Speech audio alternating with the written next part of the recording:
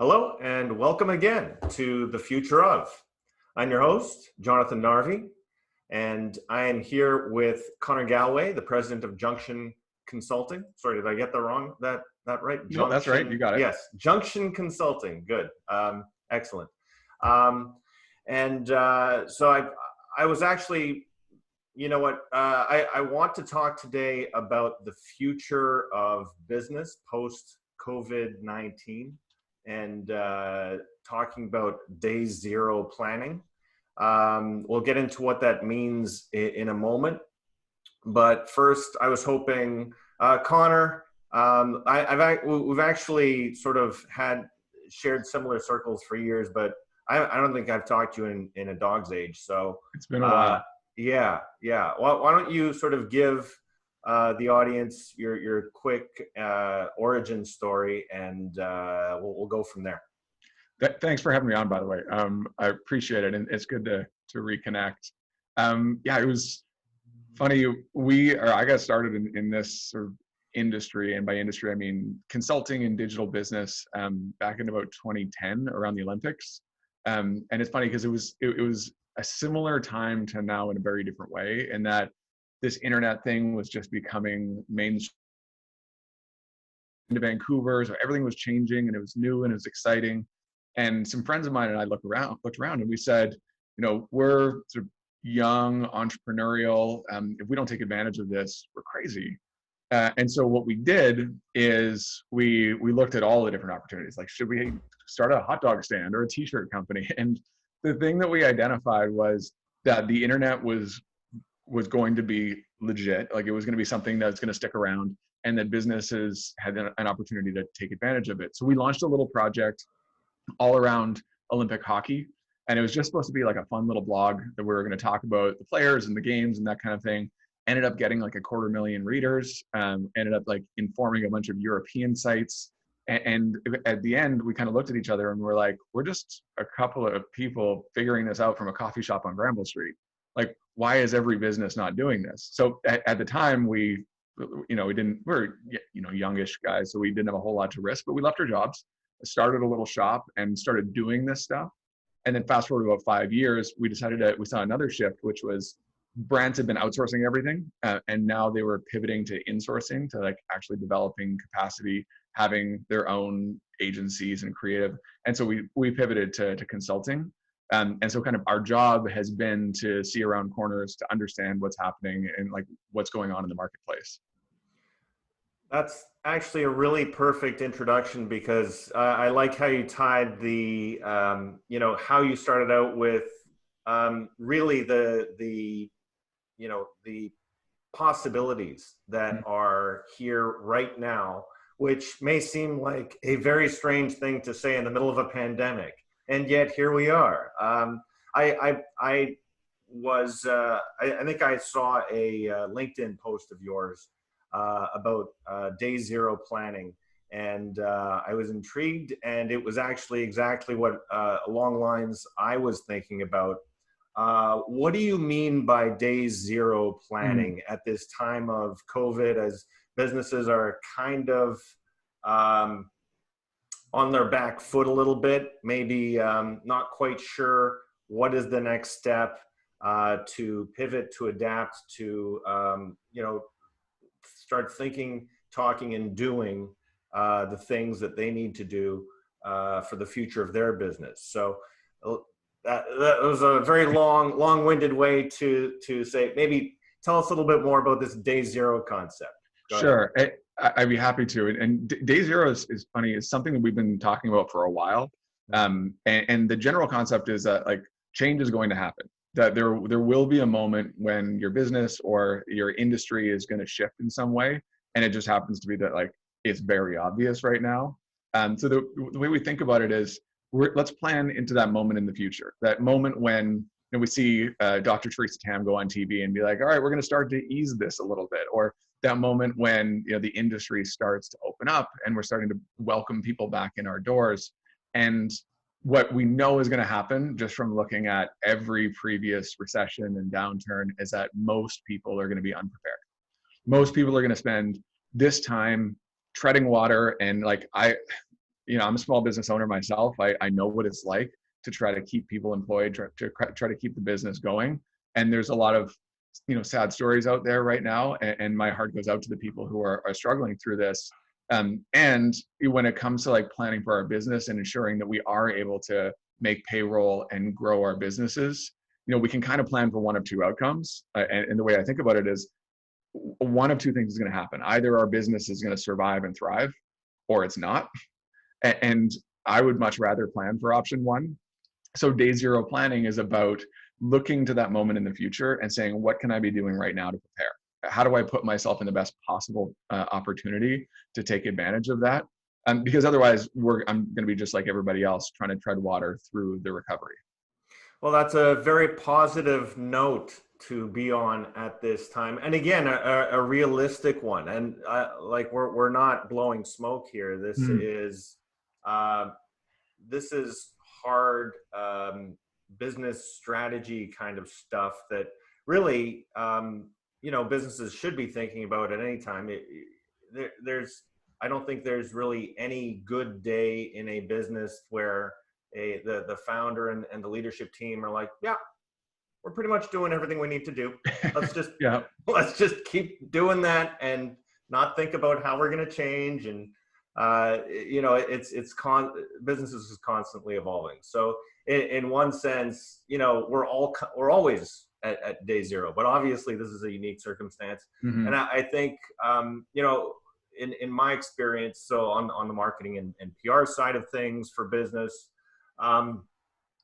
one thing that I was reminded of, and I don't know how I ever forgot it, was just around how companies that invest more in their marketing during a downturn can increase their share of voice, because obviously some companies that didn't squirrel away resources for a global pandemic, you can't really blame them for that. Mm-hmm. They just don't have the resources to do a lot of advertising and digital marketing and inbound, outbound, whatever it is they're doing.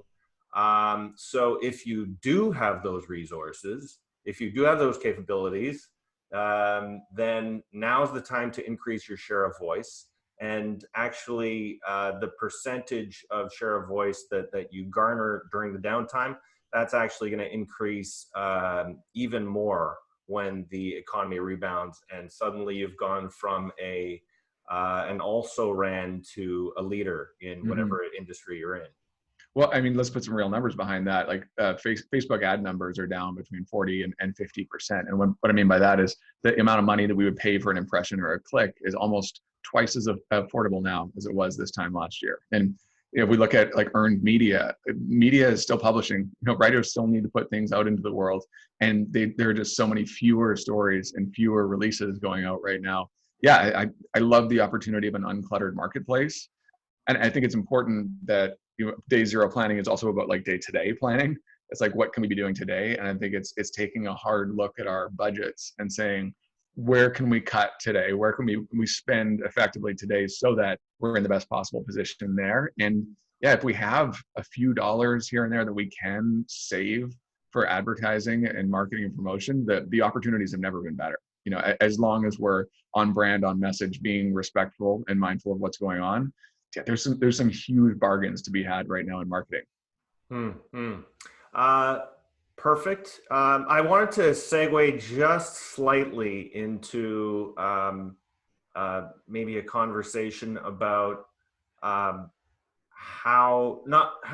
guess how businesses can also prepare themselves to hit the ground running, maybe psychologically, and also fight against what I see as a bit of a shelter in place attitude, which has taken over not just the business community, but the population as a whole, and obviously completely understandable, the situation we're in. I'm not saying that, every business owner should be saying, you know what, screw the regulations. I'm opening up my restaurant or whatever it is, my gym, damn the torpedoes. But at the same time, the people who are sort of the people who put the clamp down on the economy, the government, which did so for totally understandable reasons. We need, as I think, as business leaders and people who are visible, have a voice, we have to sort of give these people a bit of cover to say, there is a need here. We want to do business. People have talked about, there being restrictions in place for a year. Maybe there will be, but the people who are elected, who sort of have closed down the economy and now are trying to help us get through with our own tax dollars we haven't paid yet. I don't want this to get overly political, and I'm coming to a point here. I feel like, business leaders have to give elected officials a little bit of cover just by saying, hey, there's a need to, get the economy going again. I want to run my business. We will do so in a safe manner. We're not going to go crazy. I don't know. What are your thoughts about that? I mean, I think I love the entrepreneurial spirit and like the way that creativity can help solve problems within this framework. So I totally agree that like we as business owners need to be taking the lead on this. So one of the ways that I think about that is like our opportunity is to consider that the need that we were satisfying, whatever it is, that whether it was food or clothing or fitness or whatever, the need that we were satisfying for the most part hasn't gone away, right? It's either been delayed or people are unable to satisfy that need somehow. And the question is, how can we continue to satisfy that? So like, I've seen some really interesting brands out there. Local brand, Earl's Restaurant, Vancouver brand, Canadian brand. They've been doing things like grocery delivery and providing recipes online, and even having like live virtual wine tastings with their sommelier, where they had over 500 people in the last few weeks sign up and hang out with them. Like what I think what Earl's is doing there is proving that people want to engage with them. They want to be back out there tasting wine and eating together. So I think about like, how can we be proving that demand, whether it's like a live fitness class happening over Zoom or Instagram. Like, how can we use our creativity to move the economy forward? And not just from a political perspective either. Like, that's just good business. It's good business to stay engaged with our community and continue to provide the thing that they depend on us for. Totally. So, and then to circle back to the core of your idea around day zero planning, this is, as you said, it's adapting for, the current business situation where we're all locked down, but these may be perfectly viable, in fact, much more profitable ways of doing business now and into the future. I think this huge boost, for example, in online learning, that's obviously going to continue on. When people are actually out, free to gallivant outside a little bit more, maybe that they will see a bit of a downward curve. We're always talking about flattening the curve.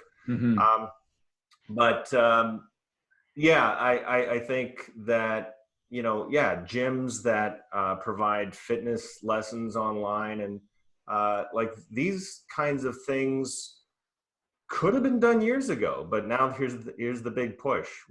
It took a pandemic to change human nature.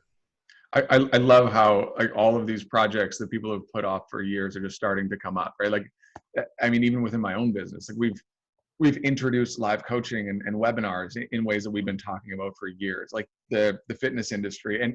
What I think is really interesting is that in the post-COVID world, there's kind of one of two minds, right? People are like, well, all these things that we're doing now are going to stick around. And I don't think that's necessarily true.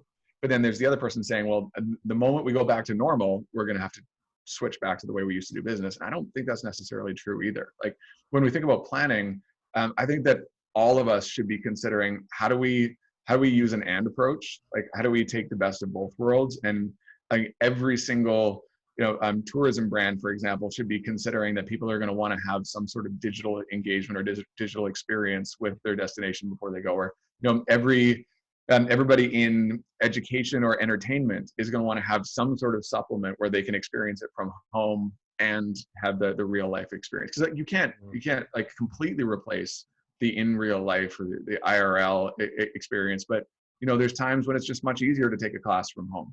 And so I think that what businesses should be doing right now is planning for how do we experiment? How do we try stuff right now when the gloves are off, the red tape is down, it's easy to get anything approved by senior management. I don't know, try it, do it. So how do we experiment now? And then how do we implement that into our regular business once all of this is over?